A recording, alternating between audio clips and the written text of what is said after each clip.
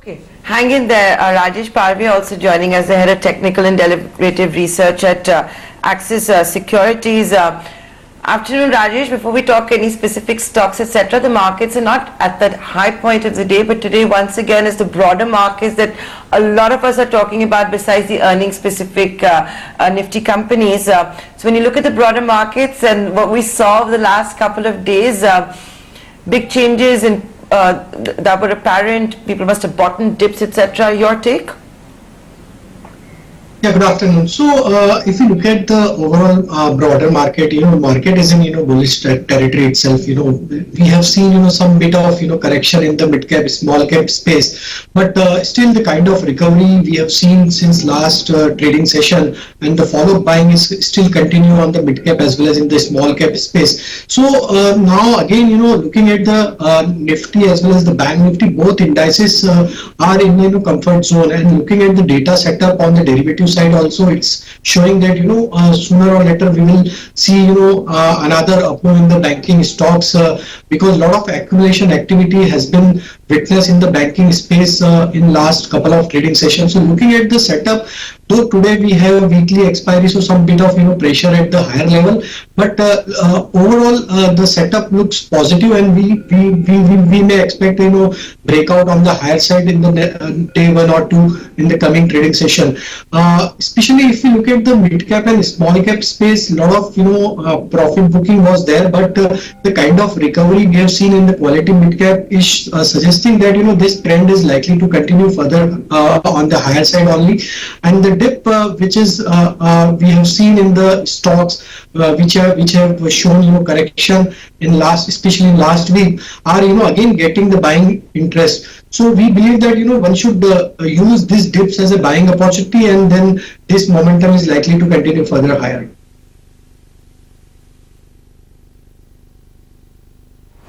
Right. Okay, just looking at what the market is up to, we're holding strong.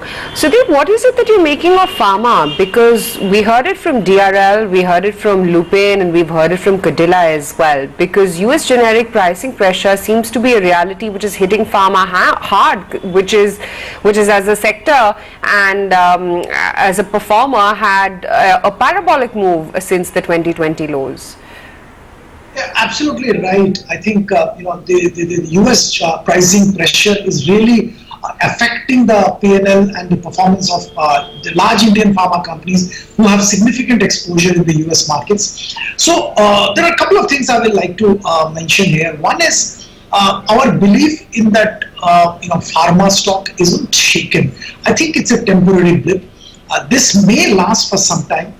Look, we had these regulatory challenges which Indian pharma companies faced big time, and they kind of overcame that. The pricing pressure is here to stay for some more time, but I believe that the efficiencies of Indian companies are improving, and this pricing pressure also will be handled efficiently by the Indian companies. But I think we can take a pause here and look at pharma companies which have reasonable business in India, and I think one needs to focus on those pharma companies as well, because India and some of the other geographies are also pretty interesting for pharma, and companies having presence in non-US markets and India is a large market too, can augur well for the performance of those companies. So let's say, for an example, let's say Torrent Pharma. I think they have a large India business. Also, I'd like to mention a company like Cipla. I think they are poised pretty well at the current levels, and one can look at acquiring Cipla.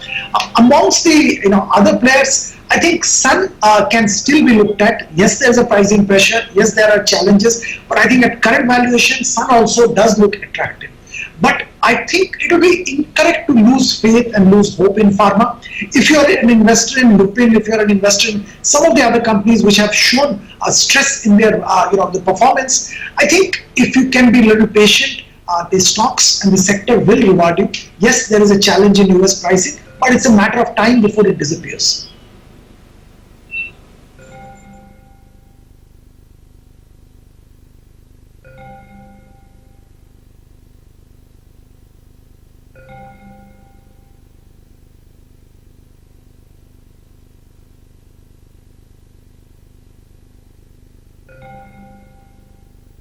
Okay, that's the concern coming in on pharma. Naresh, just wanted to revisit especially what's happening in Lupin today, because after its earnings, a sharp price correction in Lupin yesterday, and today as well it's fallen 7% again. So the stock has been a surprise in terms of the price correction. So the last time it saw results, the stock spiked up from 1100 to 1250 the last time there was volumes. And after yesterday's volume, the stock is back to that zone, closer to that 1000 mark is also broken. But the next level comes out to 850 to 900. But overall, it's been a tough one to understand out here. So would not take a chance going forward, although was looking more positive relatively compared to the rest of the names. The stock is still down 50% from the highs of 2015. So that is where it makes it that further downside could be lower from here on, but whether it will take a sharp uptick, that looks very confusing for now. So for now, the view is neutral or confusing on it.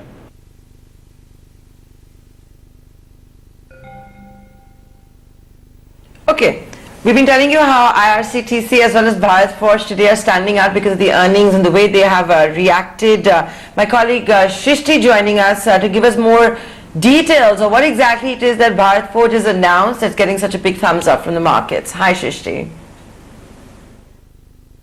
Well, that was a superb set by Bharat Forge this time, where the numbers were significantly above our expectation, and this strong growth was on the back of their growth in exports, which actually grew 26% on a quarter-on-quarter basis, while the domestic business did decline around 22% on a quarter-on-quarter basis. But apart from that, quite very optimistic outlook has been shared by the management. Now let's talk about the numbers. The revenues were 13% above the ET Now poll, and it came in at 1372 crores.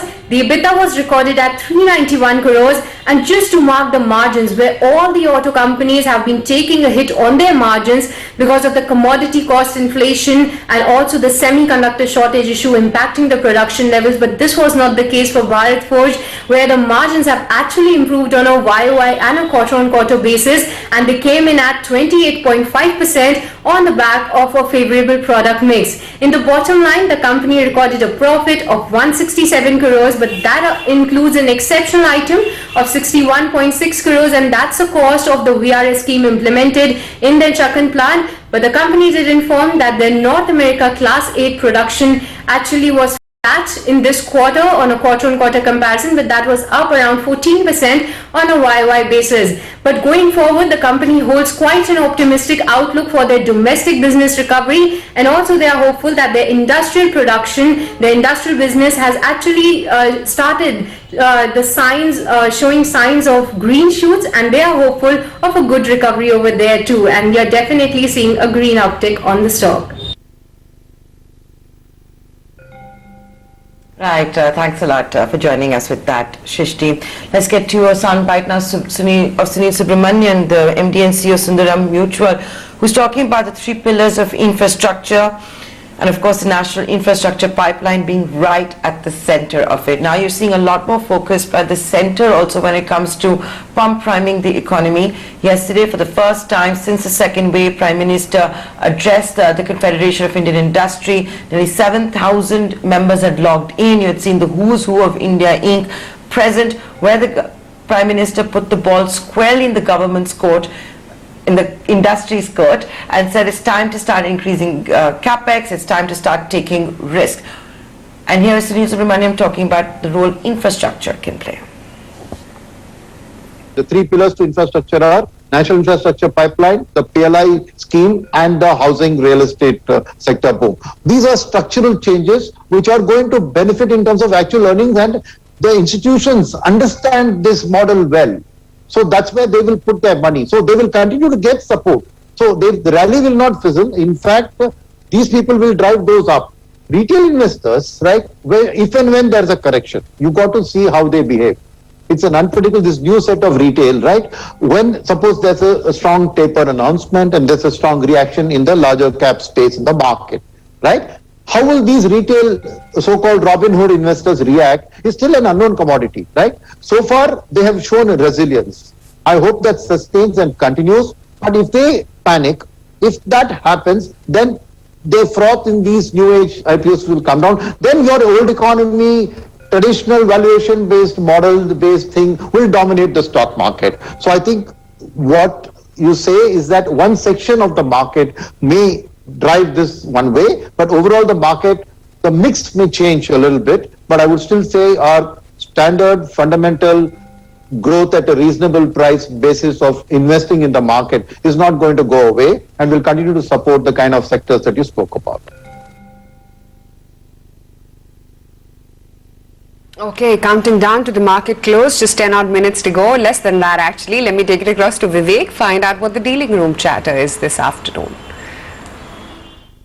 Well, quite a bit of cheer as well as optimism is back as far as the dealing rooms are concerned. You know, you spoke to a couple of dealers and the entire scare around the mid cap as well as the small cap that actually got exaggerated in the last couple of trading sessions, that seems to have settled down quite a bit, and in fact a few select dealers are actually seeing some accumulation in the mid cap as well as the small cap space once again. But clearly earnings season and a lot of companies are reacting very strongly to the earnings.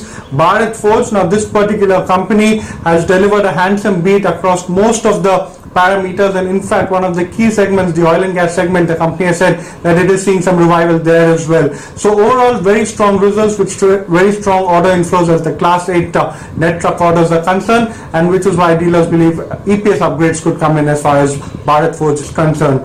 The other stock, of course, the entire pharma pack is under pressure today. A very weak set of results by Lupin, and that seems to have dragged down the entire sector, along with the commentary that, you know, generic pricing is once again facing quite a bit of erosion, and which is why, you know, most of the pharma stocks, Aurobindo Pharma, one particular stock, actually has seen quite a bit of a severe correction from the top, along with the fact that the company at this point of time is also facing some regulatory inspections under some of the key plants. You know, this particular stock is under quite a bit of pressure. Lastly, IRCTC, very good set of results despite the multiple instability seen across the operating environment for IRCTC. The company also has given a stock split, and this dealers believe can actually help widen the investor base. So overall, a steady set of numbers along with the stock split actually aiding the momentum as far as IRCTC is concerned.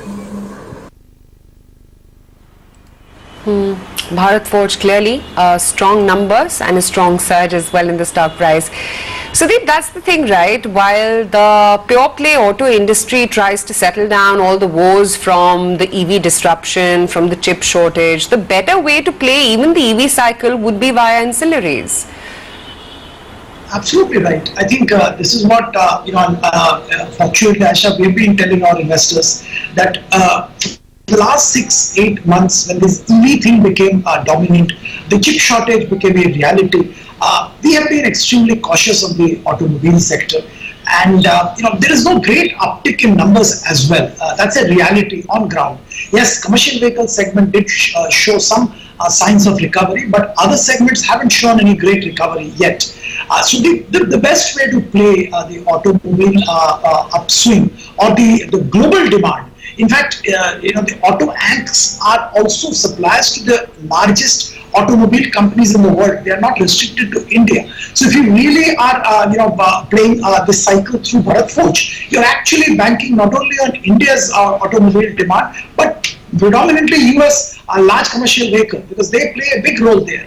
If you're banking on Motherson Sumi, you're probably looking at the performance of Mercedes and BMW and the Audi.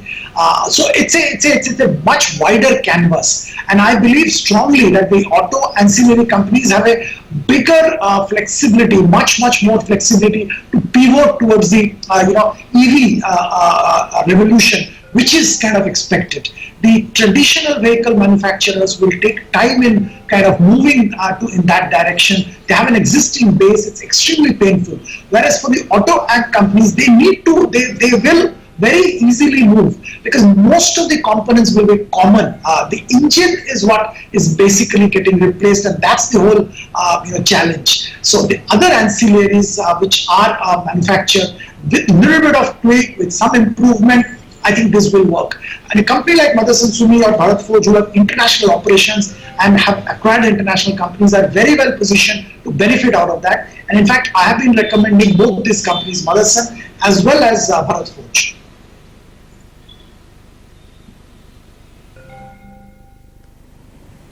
So Rajesh, the other thing to talk about is that, after today you'll be done with Nifty and earnings. So while we wait for certain counters like Tata Steel to come out with their numbers, whatever we have now, what would you say are the big winners and losers? If you look at the setup for Tata Steel, stock is in bullish territory, and before number we are seeing that a lot of accumulation activity is happening in the stock. And looking at the setup, if stock manages to cross over 1450 level, then possible another 50 to 100 rupees sharp up we can see in the stock in the very short period of time. So those who are already having the position, they should carry this position with stop loss of 1390. And looking at the setup, looking at the derivative data, we believe that this stock can rally towards 1480 to 1520 in next trading session.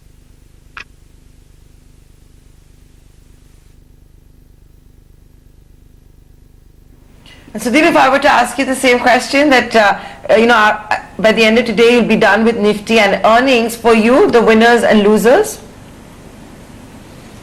Well, I think in a way, if you really look at financial services, though some of the companies haven't declared good results, are a big winner.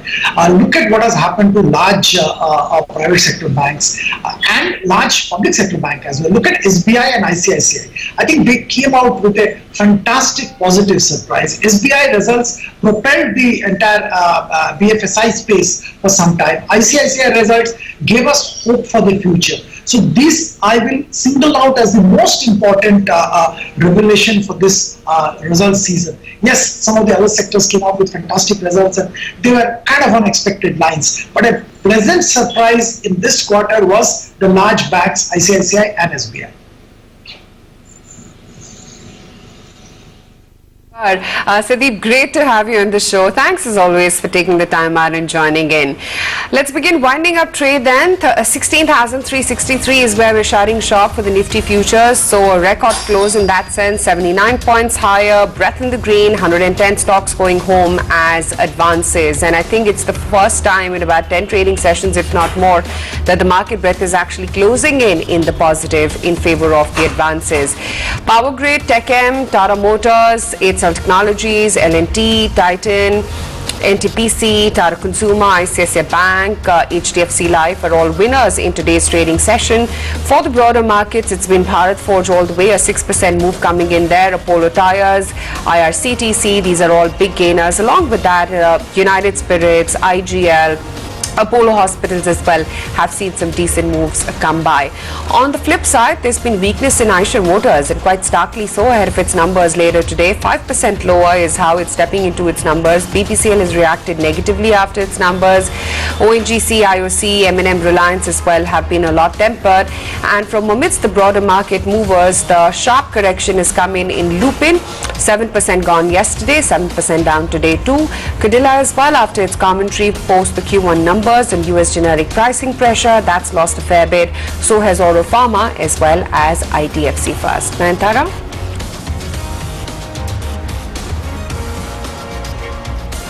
Right, and of course, Tata Steel, something we have to watch out for, Aisha. In fact, the entire metal pack, right, has very much been in focus today with what happened in the US. Power Grid, like you pointed out, has had a great day. IT, Tech Mahindra, higher by 4.5%. HCL Tech, higher by almost 3% in trade. You've got Tata Motors zipping in the fast lane with about a 3.5% gain. So that's as far as some of the Nifty companies go. But Aisha, it's a day once again that we have to talk about the broader markets, the comeback story that started yesterday mid-morning. And that continues. Kunal, what's your sense? Would you say that the rebound in the broader markets, and Naresh actually, is here to stay, and is it going to continue, Naresh? Yeah, so expecting the bounce to continue, say we've just, we've lost 6-8% from the top, we've just covered 2-3% on the way back. Say we've not even covered half of the move. We could go back all the way to 60% of the move to be covered. And then we again go sideways. So the fact is, out here we would expect the momentum to continue, but on the rise, Post that, after that, we get into a consolidation. So not expecting the recent highs of the small cap index to be crossed in the next, say in the near future, but a bounce back, yes, quite a bit of left.